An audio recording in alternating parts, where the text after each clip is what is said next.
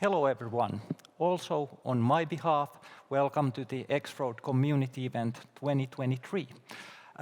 Next, I'm going to tell you about X-Road's future and what direction X-Road is heading to.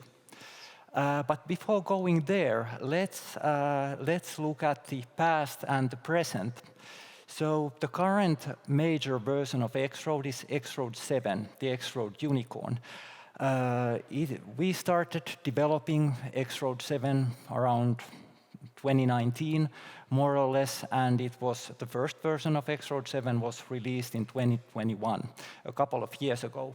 Since then, we have released several minor versions of X-Road, and this year we have released one version, version 7.3, and there is one more to come later this year.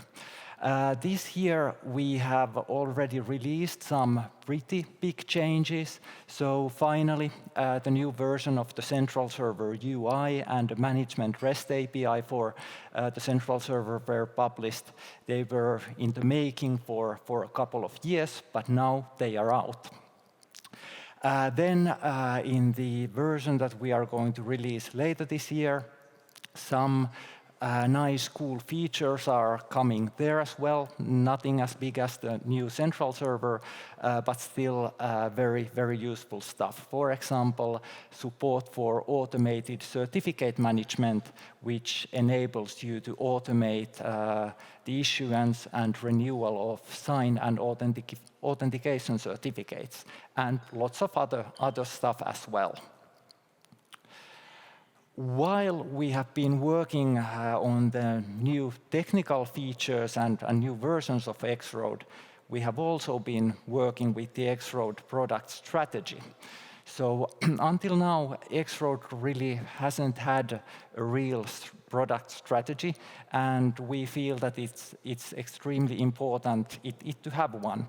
And the product strategy work is still ongoing. I'm not going to go into the details of the product strategy today, but just for your information that it's in the making.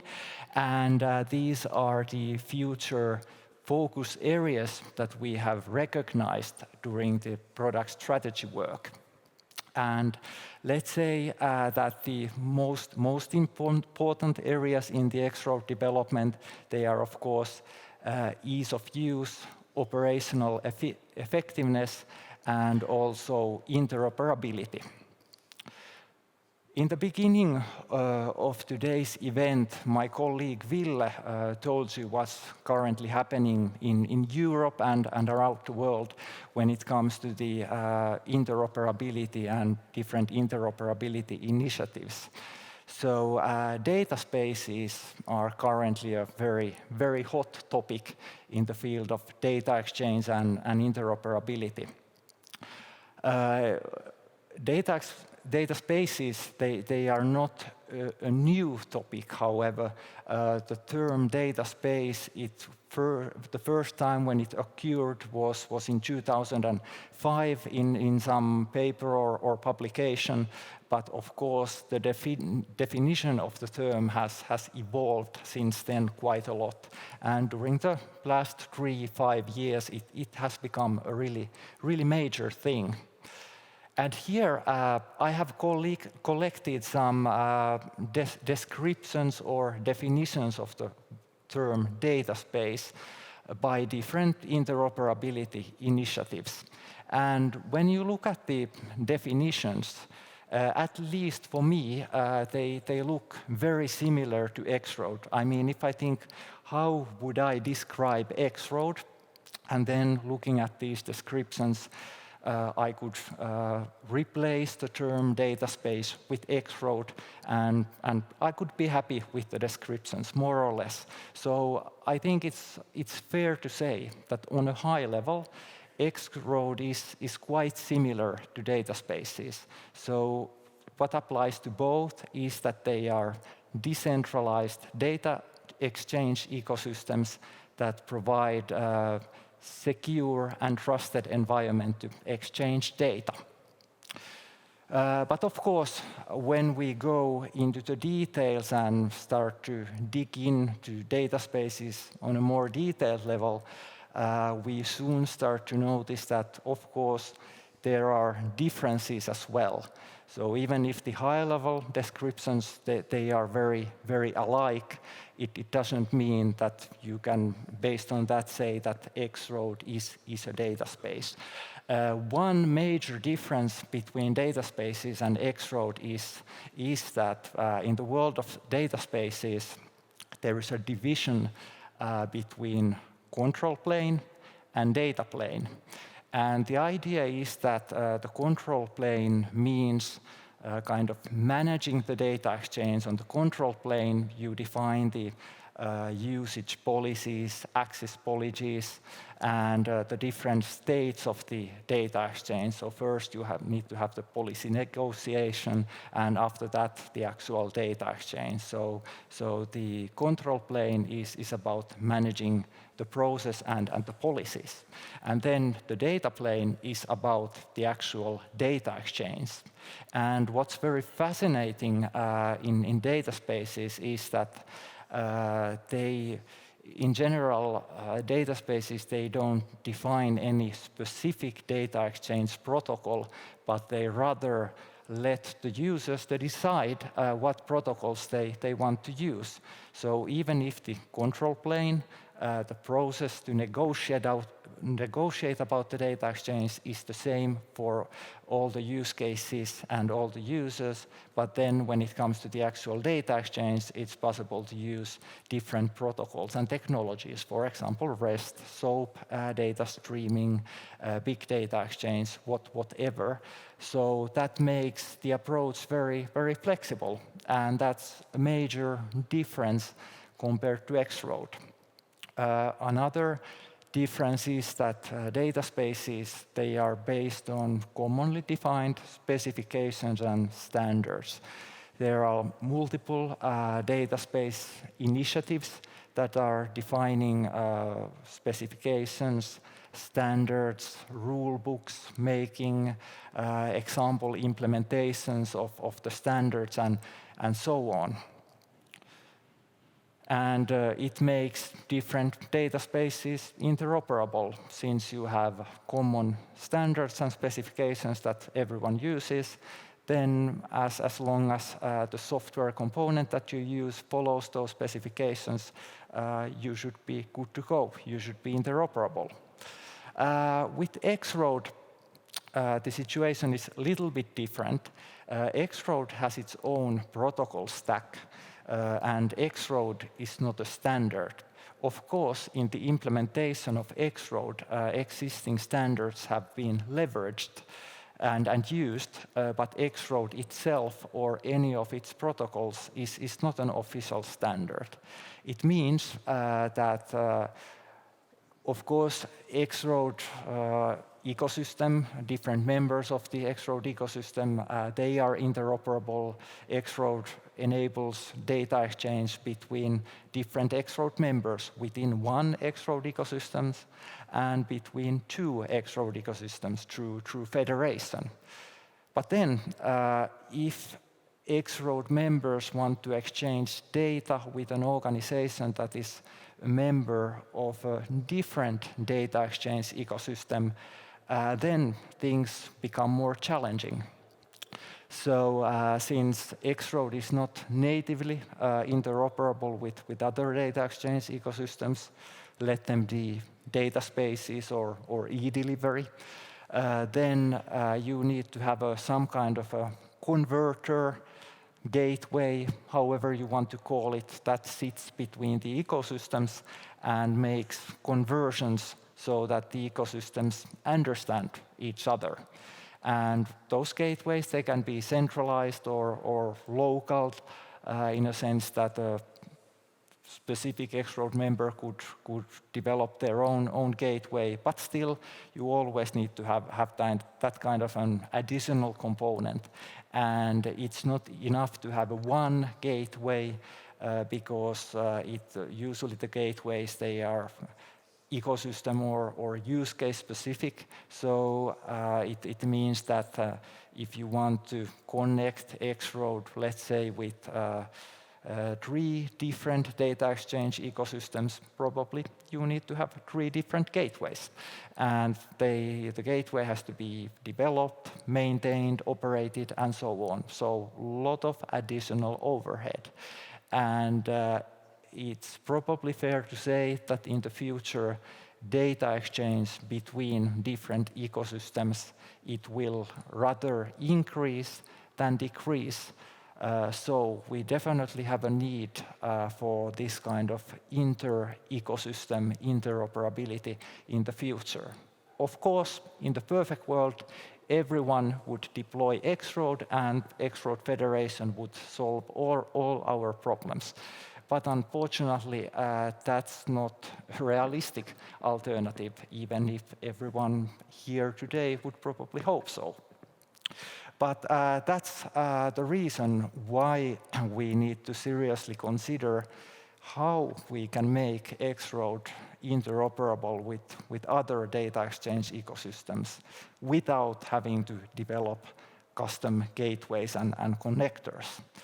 And one way that we have recognized and that we are currently looking into is related to data spaces and to standard data space protocols.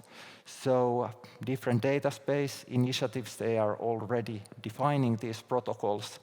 And the idea would be take those standard protocols and simply switch the X-Road's current protocol stack to standard data space protocols, which would mean that the data exchange and communication within one X-Road ecosystem would use those data space protocols, and also communication and data exchange between 2 X-Road ecosystems would use those protocols as well.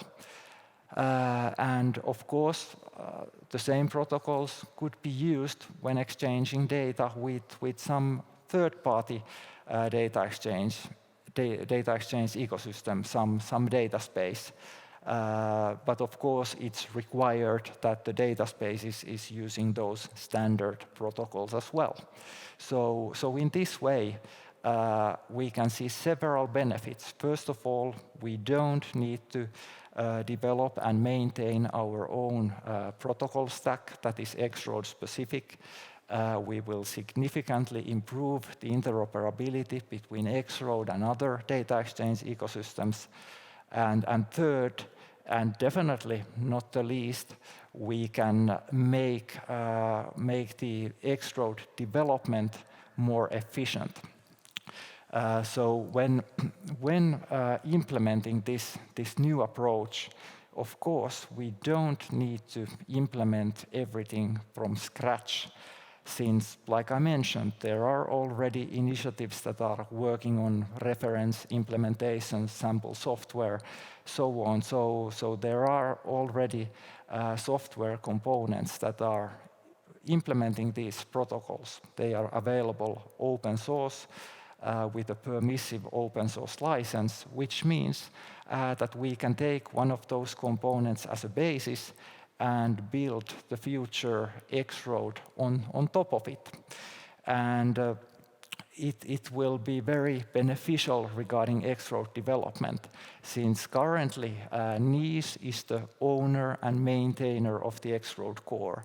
And even if we are receiving contributions from the community, still the main maintenance work is done by NIS. And it's a significant amount of our development resources that we need to spend in technical maintenance, just keep X-Road up and running and valid and relevant.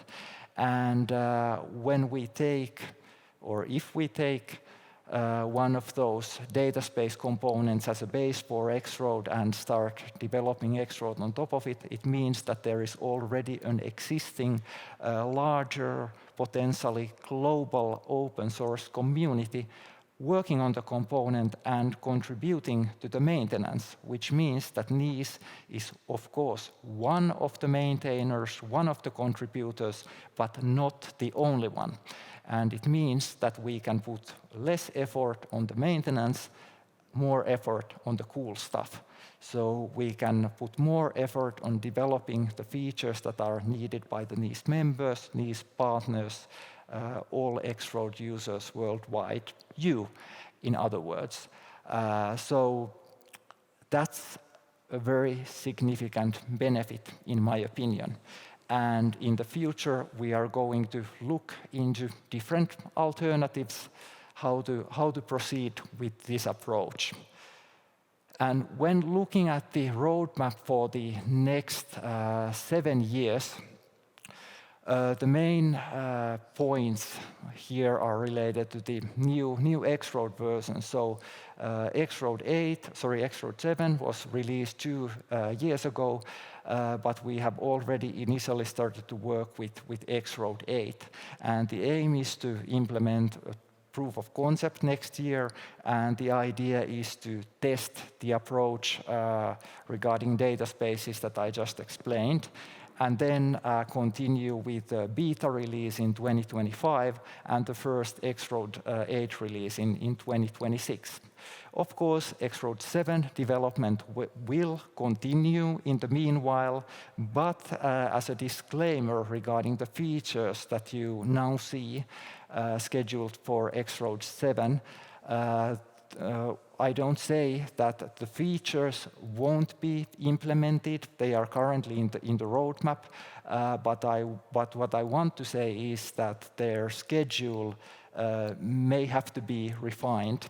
And the reason for that is that if we end up going with the data space approach with X-Road 8, many of the features that we have on the roadmap, it doesn't make sense to implement them for X-Road 7 if we already know that a major change is about to come.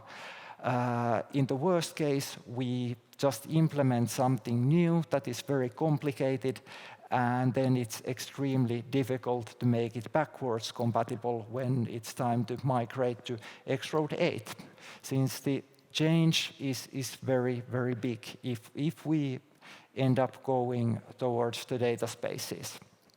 And right now, today, to be sincere, I don't know yet what kind of changes are expected on the X-Road member side.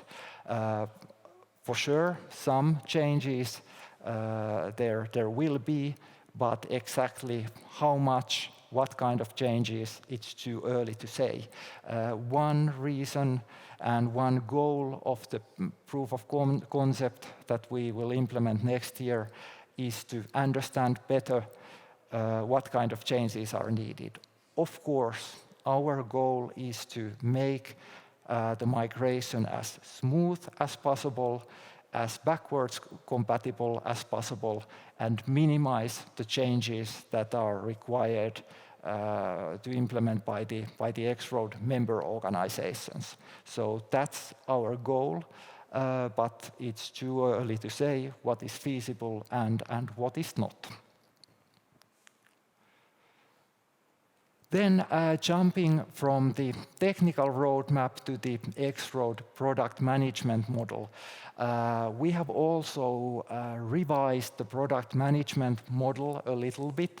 So here you can see the current X-Road management model. So we have 3 working groups there. We have the X-Road Steering Committee, X-Road Technical Committee, and X-Road Community Expert Group. So the X-Road Steering Committee is responsible for the X-Road product strategy, roadmap, and budget. And the Steering Committee has representatives from the NIS member organizations. Then we have the X-Road Technical Committee that is responsible for technical decisions, and the Technical Committee has representatives from the NIS members and NIS partners. But with the distinction that the NIS members, they have the decision-making power at the Technical Committee, while the NIS partners, they are allowed to attend the meetings, participate in the discussion, but when it comes to decision-making, only the members decide. And then we have the X-Road Community Expert Group that is to all the community members, and it's for technical discussions and community input. And we really like to get the community more involved in the X-Road development. So please, if you are interested in contributing to the development, please check out the community expert group from the X-Road product website.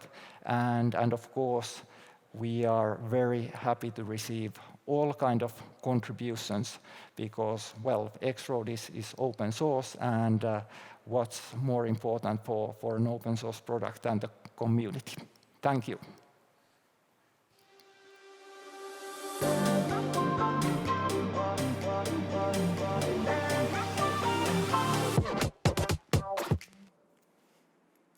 All right, I got some good news for you. We have a new champion, and that's you. Oh, thank you. That's you, because we have received the record amount of questions so far. So I would just better get started that we have time to answer them as well. Yeah, let's Do go. you feel that the current data spaces development, like Gaia X, in the private sector as an opportunity for X-Road, or do you see that as a threat for X-Road moving forward? Well, I see it as an opportunity, definitely. Because, well, Gaia X, it's a very big international initiative. There are organizations who want to collaborate, want to cooperate, they want to exchange data.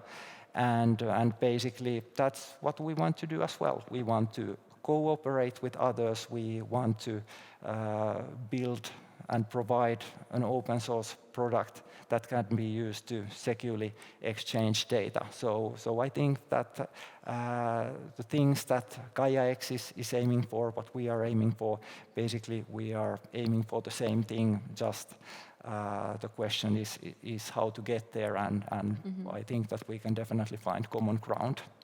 All right, and then there's another question with a lot of very difficult words, so I'm trying to read that. Given that many current cryptographic algorithms are very vulnerable to quantum crypto analysis, does the X-Road have any plans to investigate introducing post-quantum cryptographic algorithms into its security architecture for the future resilience? Yeah, so obviously security is one of the key elements of X-Road, and we are investing security all the time, trying to develop it further. I think we didn't have in the roadmap anything specific regarding this area, but yes, in our plans for the coming years. All right. Is there a common understanding about which data space connector is becoming de facto standards in Europe and globally? Well, I would say that first of all, there are several alternatives available, multiple open source, also some commercial, but at least according to my knowledge, the Eclipse data space connector is the one, I think you could say it as a market leader right now, and it's open source. Yeah. How many years actually you've been working in Nice already? At Nice, 5.5 years, okay. Yes, but with X-Road, 9 years. Okay, so there's very, again, personal questions, and I was just thinking that I remember you since the very beginning of the days when I started working in the sector. So what has been the most amazing experience with X-Road for you personally so far in the last 9 years, as I heard? Well, that's a really difficult question. I think there has been many special moments. When I started to work with X-Road, it was in Finland, when Finland was implementing X-Road, of course, getting the Finnish X-Road environment up and running. It was a great experience, but then maybe the highest, best experience is when I joined Nice. Well, we needed to establish Nice. We didn't have anything, no development environments, no development team, nothing. And we needed to set up everything, and we were able to do it in a relatively short time. And then when we were able to release the first X-Road version under NICE. And of course, this was a group effort by the whole NICE team. So we did it together, and I think that's probably the best experiences so far.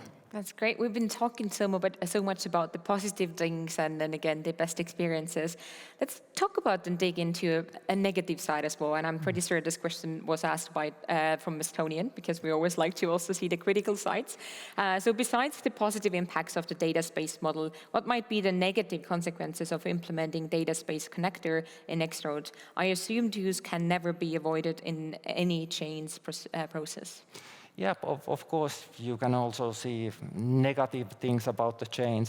So when the positive side of things is that we improve interoperability, we collaborate, we cooperate, we do things together with others, but at the same time, it of course also means that we are not able to make decisions by ourselves like we are now. So if we look at X-Road and how it is today, if we want to change something, then we just change it.